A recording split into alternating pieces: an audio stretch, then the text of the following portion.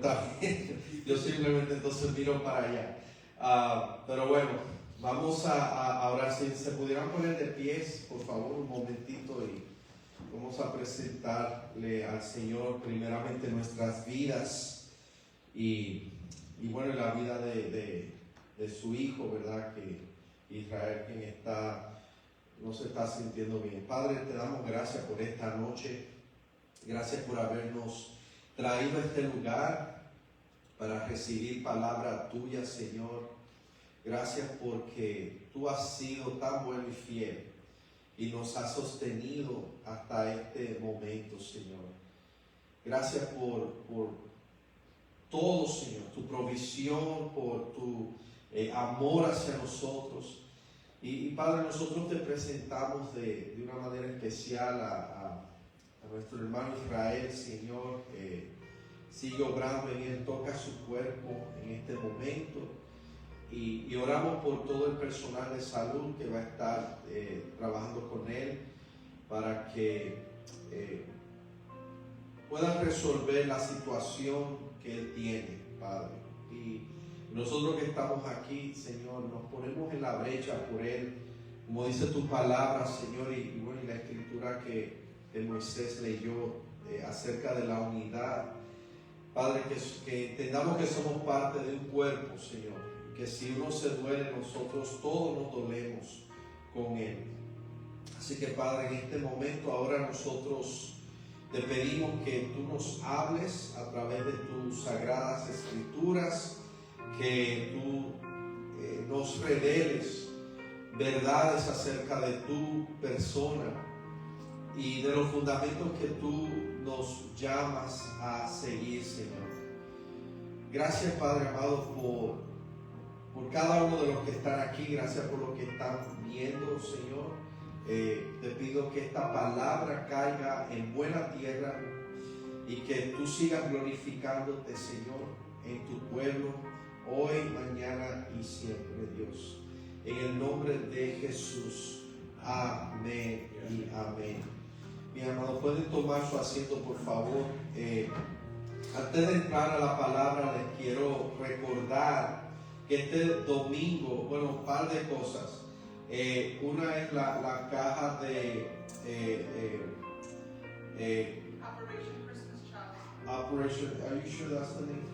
Okay. Samaritan's Purse. Samaritan's Purse, there you go. Ya tenemos una ahí. Este domingo, todo el que vaya a traer caja de esas, si por favor la puedan traer para entonces nosotros enviarla, será una gran bendición. Y yo sé que esas cajas van a llegar a manos que las necesitan. Es para niños en países o en lugares donde hay escasos recursos. Estas cajas viajan a otros continentes, a Sudamérica, África, donde haya necesidad. Y bueno, mi esposa ha explicado cuáles son los requisitos y bueno, cualquier detalle que pregunta pueden hablar con ella al final, pero va a ser este domingo, es el límite para entregarlas. También este domingo vamos a tener el estudio bíblico normal a las 9 de la mañana en los salones de allá, pero el servicio no nos vamos a reunir aquí, ¿ok? Así que vamos a tener el estudio bíblico, pero después de ahí vamos a ir al santuario grande de la iglesia que está aquí. Vamos a tener un servicio unido con ellos y yo voy a tener una parte donde voy a compartir un breve mensaje, y luego el pastor principal de ellos va a compartir también un breve mensaje, y al final del servicio va a haber un almuerzo que ellos van a auspiciar y todos estamos invitados. Amén. Así que va a ser un tiempo muy hermoso donde vamos a celebrar juntos y vamos a conocer hermanos y hermanas que son miembros de aquella congregación, pero que somos todos parte del mismo cuerpo de Jesucristo. Amén. Así que va a ser un tiempo muy hermoso. Este sábado va a haber alcances a la comunidad. Yo les motivo, si no lo han hecho, llévense invitaciones. Allá afuera hay muchas personas que no conocen del Señor.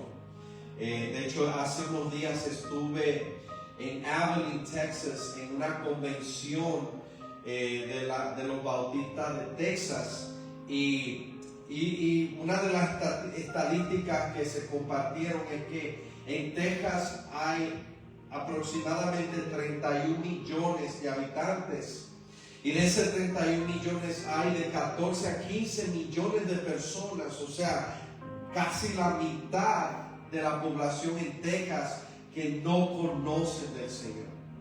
Y esto es un gran problema, pero a la vez es una gran oportunidad para la iglesia, para nosotros impactar todas esas vidas con el amor de Jesucristo. Así que son cosas que debemos poner en práctica y seguir regando la semilla. Amén, seguir echándole ganas a la obra del Evangelio. Así que vamos entonces a entrar a la palabra. ¿Qué les parece?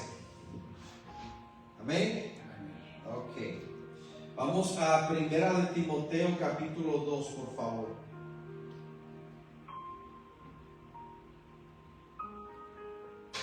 Primera de Timoteo capítulo 2. Y vamos a continuar con el estudio de la palabra. Esta serie que le he puesto por título Fundamentos de la vida cristiana. Y hacer un pequeño resumen del capítulo 1, vimos que Pablo le escribe esta carta a Timoteo luego de haber salido de la prisión. Y Timoteo se encontraba en la ciudad de Éfeso, y allí él había sido delegado, asignado para dirigir la congregación que había en esa ciudad. Y resulta ser que en aquel tiempo, en aquella congregación, había muchos falsos maestros, muchas falsas doctrinas que estaban siendo diseminadas, y una serie de situaciones que se estaban dando. Entonces Pablo le escribe esta carta a Timoteo. Parece ser que Timoteo estaba al punto de tirar la toalla y rajarse, y irse, quizás regresar a donde Pablo, y Pablo le dice encarecidamente que debe permanecer allí y hacer la obra a la cual Dios le mandó hacer. Entonces vemos que él está hablando acerca de las razones por las cuales él debe permanecer allí, y la más importante es de traer corrección a las doctrinas, a las enseñanzas falsas que estaban siendo diseminadas en ese lugar. Entonces en el capítulo 2 él comienza hablándole con estas palabras, y dice así: exhorto ante todo a que se hagan rogativas, oraciones, peticiones y acciones de gracias por todos los hombres. El primer consejo que él le da aquí es de incentivar a lo que es la oración. Y vemos que la oración, hay diferentes modismos de orar. Y eso, y habla de que primero que haya oración en todo lugar. Eso es algo importante, esencial. Yo tengo una madre que ella es una mujer de oración. De hecho, recuerdo que de niño ella iba con ella a estas oraciones, y una de las cosas que yo escuchaba decir al pastor, que la oración es la columna vertebral de la iglesia. Una iglesia que no ora es una iglesia que está vulnerable a los ataques del enemigo. Entonces, uno de los fundamentos que Pablo le insiste a Timoteo es de que debe haber la oración. Es importante no descuidar esta práctica en la vida del creyente. Dice, exhorto ante todo. O sea, esto es importante, Timoteo, que se hagan rogativas. La palabra rogativa es cuando uno pide intensamente por algo. Cuando nosotros oramos, les rogamos a Dios, Señor, obra en mi vida, obra en mi familia. Le estamos rogando a Él, nos estamos humillando ante Él para pedirle que haga su obra a favor de lo que estamos pidiendo. Luego dice oraciones. Desde pequeños muchos hemos escuchado que orar es hablar con Dios. Necesitamos tener esa vía de comunicación con el Padre Celestial. Luego dice peticiones. Cuando oramos al Señor, hablamos con Él, le presentamos a Él nuestras necesidades y le pedimos al Señor, porque cuando nosotros le pedimos a Dios, estamos poniendo en Él nuestra confianza. El Señor, Él dijo a los discípulos la noche antes de ser crucificado, dice, pídanle al Padre lo que necesiten en mi nombre y mi Padre los hará. En el nombre de Jesús nosotros podemos pedir y Él obrará conforme a su voluntad. Y luego de peticiones dice acciones de gracias. Es importante, amados, ser agradecidos. Ahora en esta semana que viene es el Día de Acción de Gracias en Estados Unidos. De hecho, el jueves que viene tenemos costumbre de que no tenemos reunión los jueves. Así que el jueves en la noche, debo decir, no tendremos reunión, sino que tendremos un compartir a las 11 de la mañana aquí. Nos vamos a estar ahí, vamos a almorzar juntos. Así que vengan y compartan con nosotros. Vamos a celebrar las grandezas que Dios ha hecho por nosotros en este año. Es un momento muy oportuno para dar gracias, pero en todo momento debemos dar gracias a Dios. Dios busca un corazón agradecido. La palabra nos cuenta en un momento que Jesús, Él sana a 10 leprosos. Y dice la palabra que cuando ellos iban de camino, después que el Señor los declaró sanos, ellos se dieron cuenta de que había ocurrido el milagro, ellos habían sido sanados. Pero dice que solamente uno regresó a darle las gracias a Jesús. Y Jesús le pregunta, ¿y dónde están los otros 9? Y el que vino ni siquiera era del pueblo de Israel, ni siquiera era judío. O sea que Jesús estaba a la expectativa de que hubiera un corazón agradecido en estos hombres. Por lo tanto, nosotros también debemos de presentar acciones de gracias al Señor. Dar gracias a Dios es una medicina. A veces nos sentimos deprimidos, nos sentimos inconformes con la vida. Busca razones por qué dar gracias. Aún cosas que quizás parezcan pequeñeces, pero es bueno dar gracias al Señor.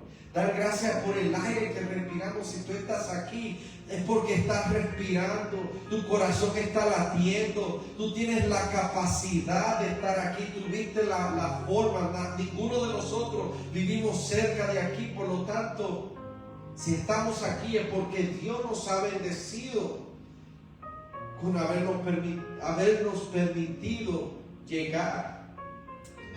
Entonces dice, ¿por quiénes orar y dar gracias? Dice, por todos los hombres. Esto se está refiriendo por toda la humanidad. Mira, hasta a una gente que no te caiga bien, ora por ellos. Gente que uno dice, pero esa gente son muy malas. Ora por ellos, ora por tus amigos, por tus enemigos, por tus familiares, por aquellos que no son nada tuyo. Tú y yo tenemos una encomienda de orar por ellos. Verso 2 dice, por los reyes y por todos los que están en eminencia, para que vivamos quieta y reposadamente en toda piedad y honestidad. Tenemos una responsabilidad de orar por los gobernantes, aún sean gobiernos que no estemos de acuerdo. Cuando en el tiempo de Pablo, los gobernantes eran personas del imperio romano, y esta gente eran anticristianas. Ellos perseguían a los cristianos, los torturaban, y aún así Pablo le dice a Timoteo: oren por los reyes, oren por los que están en autoridad, para que nosotros podamos vivir tranquilamente. Oren por la alcaldesa, por el presidente, aunque no te caiga bien, ora por él. Por el gobernante, los senadores, todas estas personas que están en posición de autoridad. Ellos son almas que Dios ha creado y que por lo tanto necesitan a Jesús. Debemos orar por ellos. Y en el verso 3 Pablo dice la razón: porque esto es bueno y agradable delante de Dios nuestro Salvador. ¿Por qué debemos orar? ¿Por qué debemos hacer estas cosas? Simplemente porque Dios te agrada. Él lo declara bueno, y si Dios lo llama bueno es porque es bueno. ¿Ok? Y dice el verso 4, el cual quiere que todos los hombres sean salvos y vengan al conocimiento de la verdad. Amado, como le decía anteriormente, usted sabe lo que en Texas solamente hay 14 millones, más de 14 millones de personas que no conocen a Jesús. Mucha de esta gente son vecinos de nosotros, compañeros de trabajo, compañeros de estudio, gente que a veces nos topamos en las calles, que uno les puede hablar del amor de Jesús. Nuestro Dios, Él quiere que ellos sean salvos. Él quiere que ellos escuchen el Evangelio y se conviertan a Jesús y vengan al conocimiento de la verdad. Verso 5, porque hay un solo Dios y un solo mediador entre Dios y los hombres, Jesucristo hombre. Aleluya. No hay otro camino, no hay otro. Doy gracias a Dios porque aún hasta en la iglesia católica muchos están abriendo los ojos y están viendo la verdad. Hace poco el Papa, él anunció de que la Virgen María ya no es corredentora, sino que solamente Jesucristo es el Salvador. Eso es algo grandioso. Dios, aún en aquellos que han tenido el entendimiento entenebrecido, el Señor se le está revelando para que ellos también vengan al conocimiento de la verdad. Amén. No hay otro en el cual podemos ser salvos, solamente Jesucristo. Él es el único camino al Padre. Y en el verso 6 dice la razón, dice: el cual se dio a sí mismo en rescate por todos, de lo cual se dio testimonio a su debido tiempo. Aleluya. Verso 7: para esto yo fui constituido predicador y apóstol. Digo verdad en Cristo, no miento, y maestro de los gentiles en fe y en verdad. Pablo reconoce que su llamado fue porque vino de Jesucristo para dar testimonio de la verdad. Cada uno de ustedes y yo hemos sido llamados también para dar testimonio de la verdad. Muchos están siendo preparados, están siendo equipados, otros están ya en un nivel, todos estamos en diferentes niveles, pero al final de cuentas hemos sido apartados para un propósito, una misión. Nosotros como iglesia debemos tener una mentalidad misionera, no estar estancados, sino entender que tenemos una misión. El Señor nos trajo a esta comunidad para causar un impacto. Por ahí afuera hay muchos hispanos que necesitan escuchar el mensaje de la palabra. Yo les he estado invitando este sábado y no es algo que hay una estructura así de cómo lo vamos a hacer, pero simplemente venir y caminar y si nos topamos con vecinos, personas, entregarle una invitación y decirle: mira, aquí tenemos una congregación bilingüe donde se está enseñando la palabra, nos gustaría que nos visites alguna vez, y si quieres alguna oración, déjanos saber. Estamos aquí para bendecirte a ti y a tu familia. Que la gente pueda ver el amor de Cristo en nosotros. Entonces dice en el verso 8: quiero pues, ¿verdad? Habiendo dicho todo esto, ahora él pasa a la siguiente exhortación: que los hombres oren en todo lugar. En este contexto se está refiriendo a los hombres, machos, ellos, señores, ¿verdad? No a los que se creen hombres, sino a los que son hombres. Dice: quiero que los hombres oren en todo lugar. El hombre ha sido llamado a ser la cabeza del hogar, y también en la iglesia que asuma el liderazgo. Pero mira cómo se manifiesta. Dice que oren en todo lugar, levantando manos santas, sin ira ni contienda. El ser hombre no es ser agresivo. Muchos, y más en la cultura hispana, en las culturas hispanas se enseña, ¿no?, que los hombres no lloran, los hombres no chillan. Y hay hombres que crecen con emociones que están ahí internalizadas, y a veces cuando es como un volcán que explota. Y explotan con agresividad, con ira. Muchos recurren a los vicios o a las malas actitudes. Pero el Señor, Él nos da permiso, hombres, a expresar nuestras emociones dentro de un marco, ¿verdad? No estoy diciendo de que te pase la vida llorando, tampoco así, ¿verdad? Y vivimos una generación donde los hombres son cada vez menos hombres. Debe haber un balance, amén. Hay un espacio y un lugar para un hombre expresar sus emociones. No dejes que la ira te controle, porque sabes que cuando nosotros somos unos cascarrabias iracundos, nuestras oraciones no son contestadas. El Señor quiere que levantemos manos santas, sin iras ni contiendas.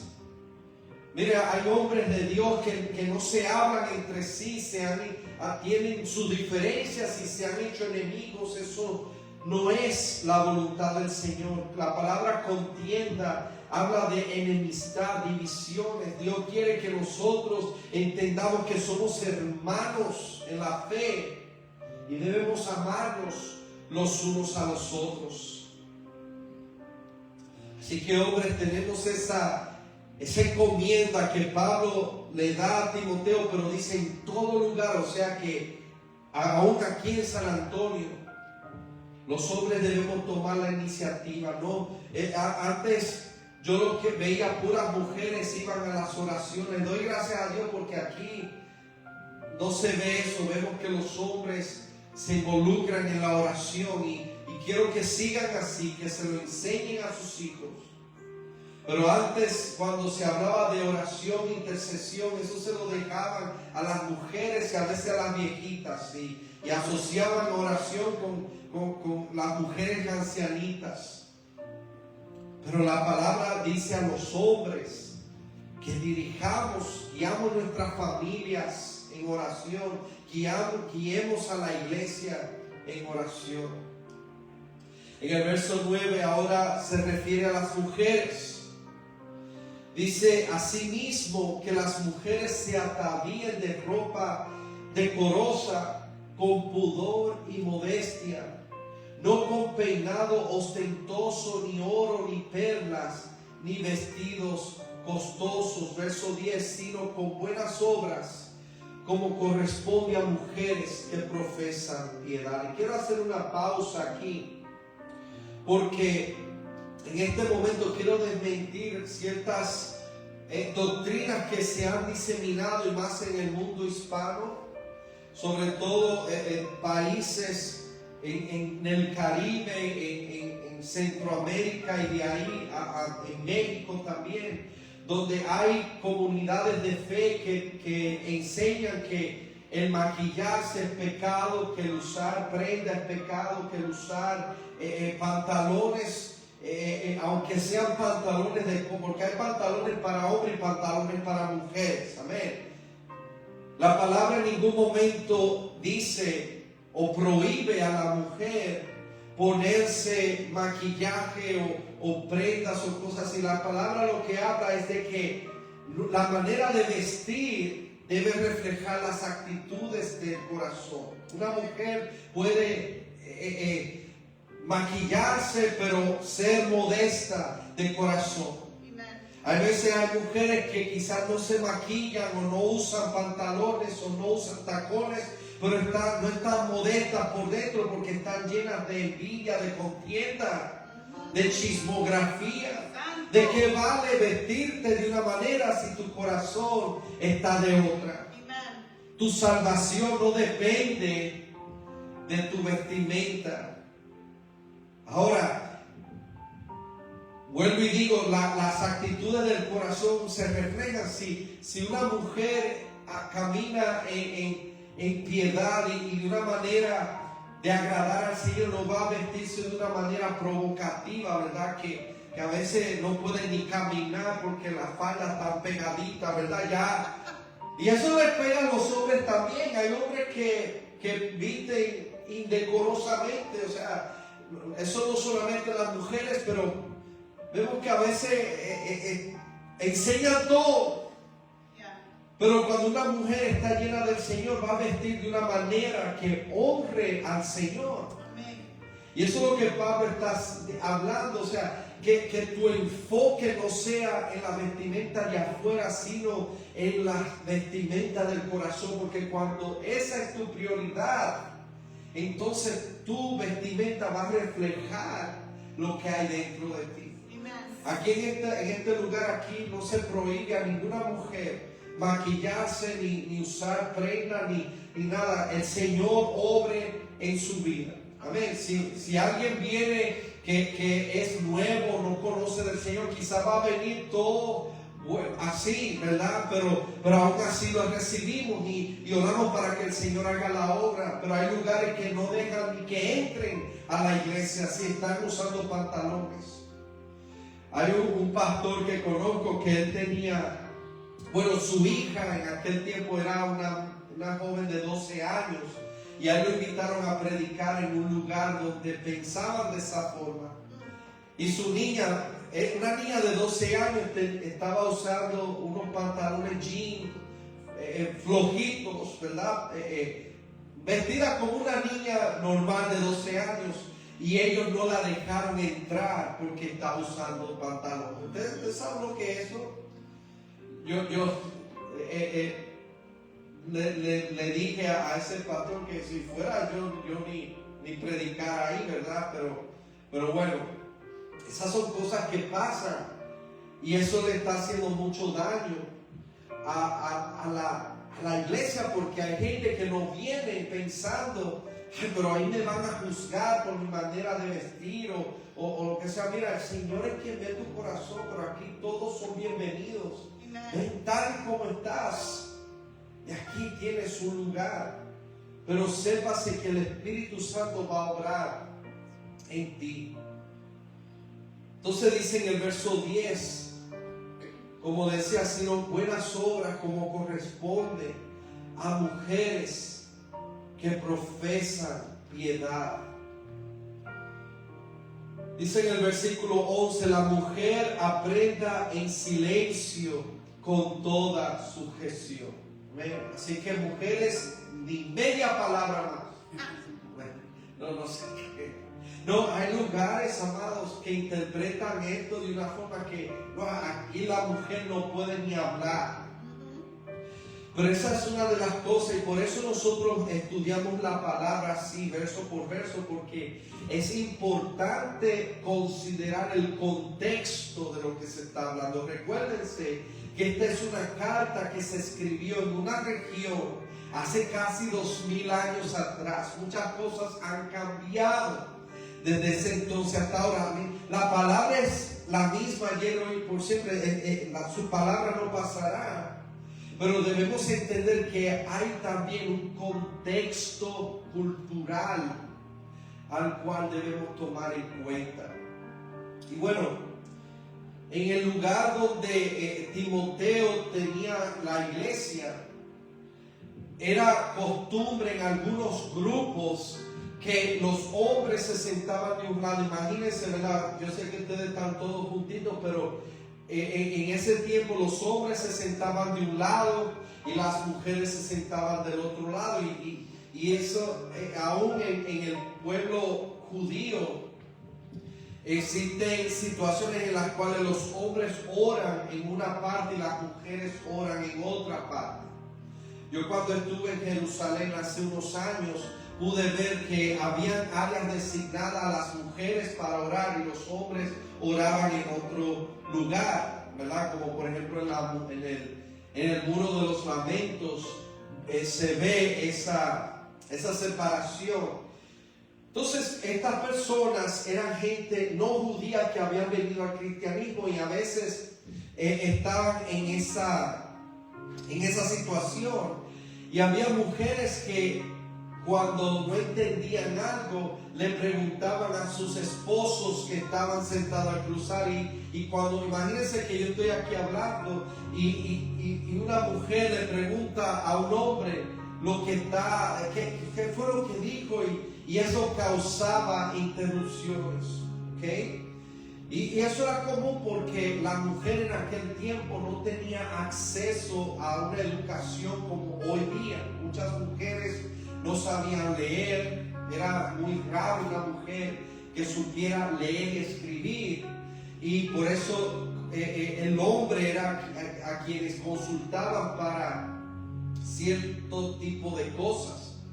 Entonces, para evitar esa situación, Pablo le aconsejaba a Timoteo que las mujeres que aprendan en silencio, que escuchen con toda sujeción, y sujeción refiriéndose, respetando a las autoridades espirituales que Dios que había puesto allí, ¿verdad? Que no estuvieran haciendo cosas que le falte el respeto a las personas que Dios puso a dirigir esa congregación. Entonces dice en el verso 12, este es otro verso que mucho se ha sacado de contexto para imponer cosas o prohibir ciertas cosas a la mujer.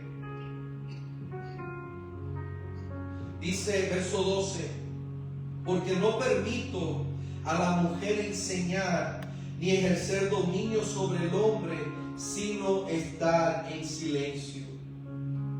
Esto tiene mucho que ver con ese contexto, ¿verdad? De que en aquel tiempo la mujer no tenía acceso a una educación y por lo tanto no eran las personas más indicadas para enseñar doctrinas, sino que para evitar que hubiera confusión, se había establecido que hombres líderes fueran los que enseñaran en ese tiempo.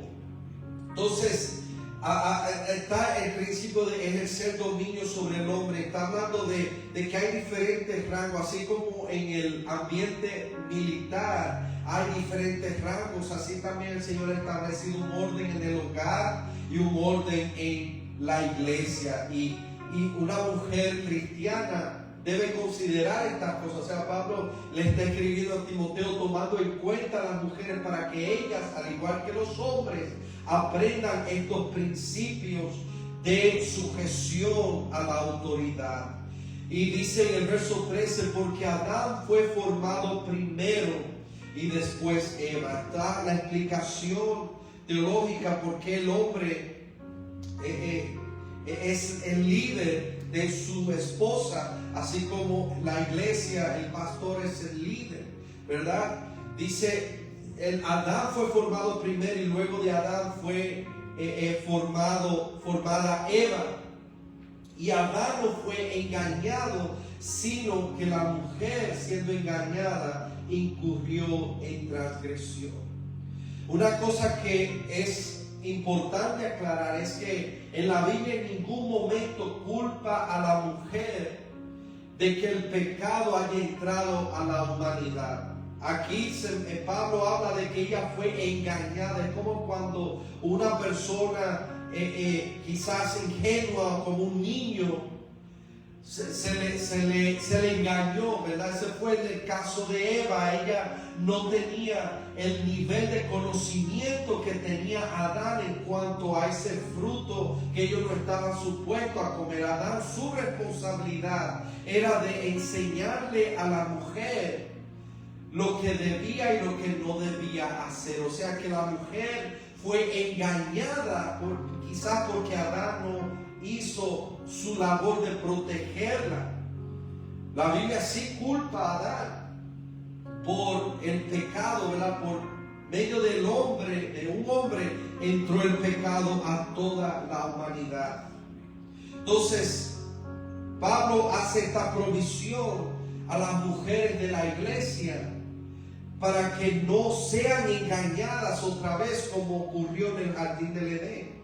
Ustedes, mujeres, han sido redimidas, han sido salvadas y ahora tienen un caminar diferente para que como Eva ya no les pase como a Eva, sino que ahora tengan un entendimiento claro de la verdad y estén firmes en él. Y concluimos con el verso 15 que dice, pero se salvará engendrando hijos si permaneciere en fe, amor y santificación con modestia. Esta es otra traducción que ha traído muchos problemas, ¿verdad? Recuérdense que la Biblia no fue escrita en español, sino que fue traducida a diferentes idiomas. Y la traducción que más se aproxima a lo que quiere decir este verso es que aunque la mujer fue engañada en el jardín, Dios ha usado a la mujer para que a través de engendrar al Salvador, nosotros podamos alcanzar la salvación.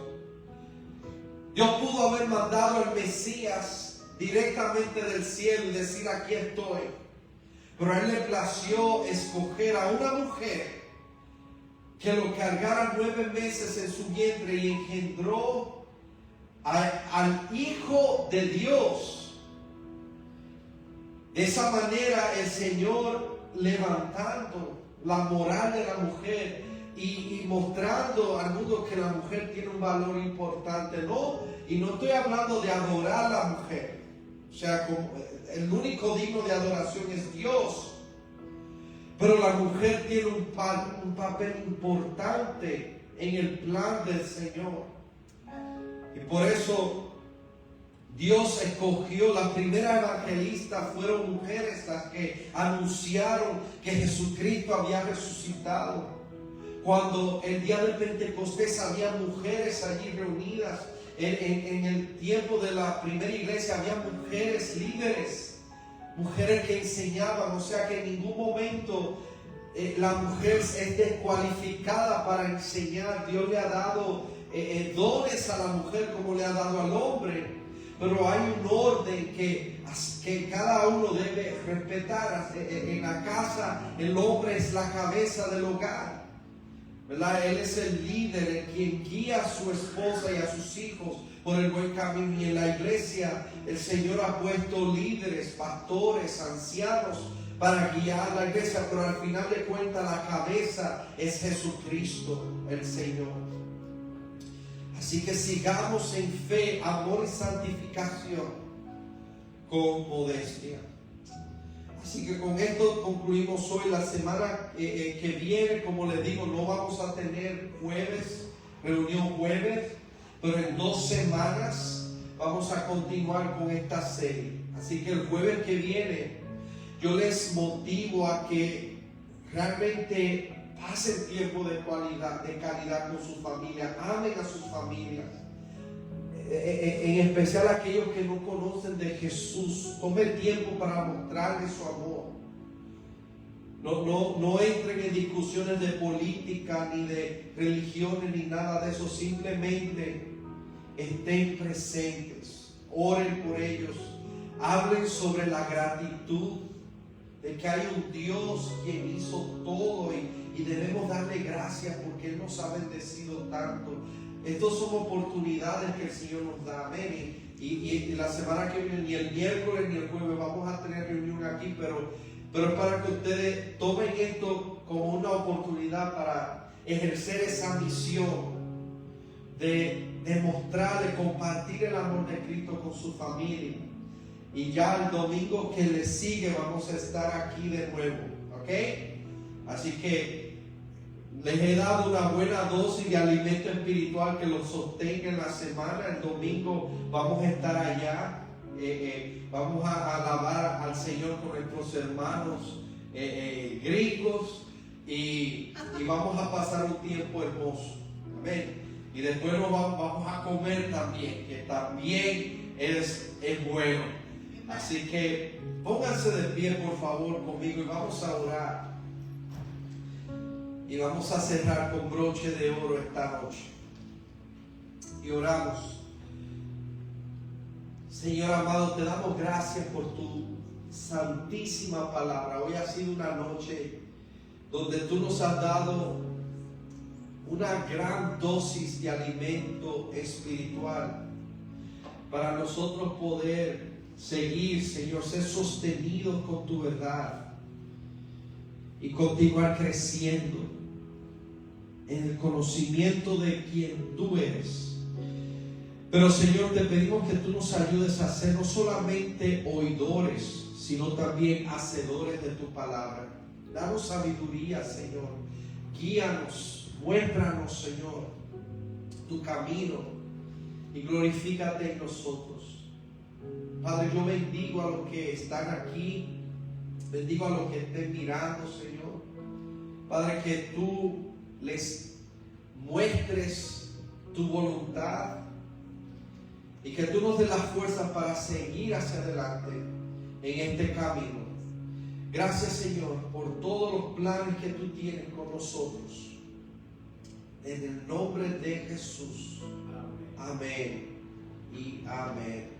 Bueno, amados, que el Señor me los bendiga y los guarde, que el Señor les mire con agrado y les extienda su amor y su favor, que el Señor alce hacia ustedes su rostro y ponga en ustedes su paz. Amén. Así que vayan en la paz del Señor y nos vemos el fin de semana.